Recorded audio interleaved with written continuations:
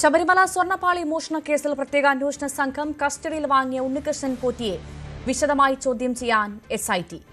ഹൈക്കോടതിയിൽ അടുത്ത ദിവസം ഇടക്കാല റിപ്പോർട്ട് സമർപ്പിക്കാൻ ഇരിക്കെയാണ് പ്രത്യേക അന്വേഷണ സംഘം പോറ്റിയെ വീണ്ടും കസ്റ്റഡിയിൽ വാങ്ങിയത്.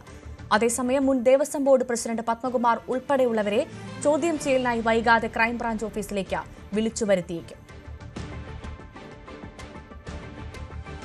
ശബരിമല സ്വർണ്ണപ്പാളി മോഷണ കേസുമായി ബന്ധപ്പെട്ട് പ്രത്യേക അന്വേഷണ സംഘം കഴിഞ്ഞ ദിവസം കസ്റ്റഡിയിൽ വാങ്ങിയ ഉണ്ണികൃഷ്ണൻ പോറ്റിയെ വിശദമായി ഇഞ്ചക്കലിലെ ക്രൈംബ്രാഞ്ച് ഓഫീസിൽ ചോദ്യം ചെയ്തുകൊണ്ടിരിക്കുകയാണ്. SP ശശിധരന്റെ നേതൃത്വത്തിലാണ് ചോദ്യം ചെയ്യൽ പുരോഗമിക്കുന്നത്. അതേസമയം കഴിഞ്ഞ ദിവസം അന്വേഷണ സംഘം ഈ കേസുമായി ബന്ധപ്പെട്ട മൂന്നാമത് അറസ്റ്റ് ചെയ്ത മുൻ എക്സിക്യൂട്ടീവ് ഓഫീസർ സുധീഷ് കുമാറിനെ കസ്റ്റഡിയിൽ വാങ്ങാനുള്ള നീക്കവും അന്വേഷണ ഉദ്യോഗസ്ഥർ ആരംഭിച്ചിട്ടുണ്ട്. അതിനുശേഷം ഇരുവരെയും ഒരുമിച്ചിരുത്തി ചോദ്യം ചെയ്യാനുള്ള നീക്കമാണ് അന്വേഷണ സംഘം നടത്തിക്കൊണ്ടിരിക്കുന്നത്. അടുത്ത ദിവസം ഹൈക്കോടതിയിൽ ഇടക്കാല റിപ്പോർട്ട് സമർപ്പിക്കേണ്ടതുണ്ട്. ഇതുമായി ബന്ധപ്പെട്ട് ഇതുവരെയുള്ള അന്വേഷണത്തിലെ കണ്ടെത്തലുകളും ശേഖരിച്ച തെളിവുകളും തുടരന്വേഷണത്തിന്റെ ശൈലി എങ്ങനെയായിരിക്കുമെന്നടക്കമുള്ള കാര്യങ്ങൾ ഈ റിപ്പോർട്ടിൽ ഉണ്ടായിരിക്കുമെന്നാണ് വിവരം. പത്മകുമാറിനെയും സമാനമായ തരത്തിൽ ചോദ്യം ചെയ്യലിന് വേണ്ടി വൈകാതെ തന്നെ ക്രൈംബ്രാഞ്ച് ഓഫീസിലേക്ക് വിളിച്ചു വരുത്തുമെന്നാണ് സൂചന.